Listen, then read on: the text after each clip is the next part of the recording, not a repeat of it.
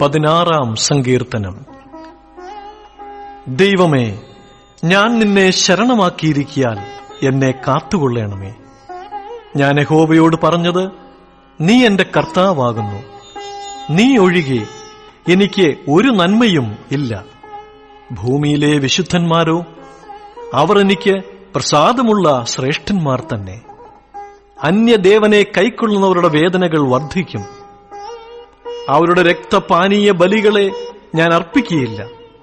അവരുടെ നാമങ്ങളെ എന്റെ നാവിന്മേൽ എടുക്കുകയുമില്ല. എന്റെ അവകാശത്തിന്റെയും പാനപാത്രത്തിന്റെയും പങ്ക് യഹോവയാകുന്നു. നീ എനിക്കുള്ള ഓഹരിയെ പരിപാലിക്കുന്നു. അളവുനൂൽ എനിക്ക് മനോഹര ദേശത്ത് വീണിരിക്കുന്നു.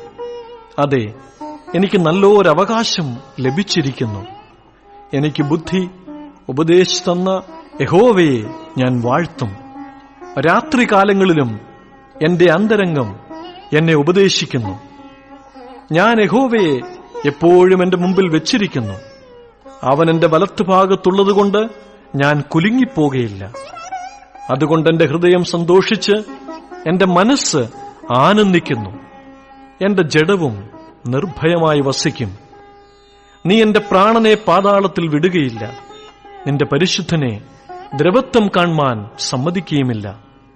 ജീവന്റെ വഴി നീ എനിക്ക് കാണിച്ചു തരും.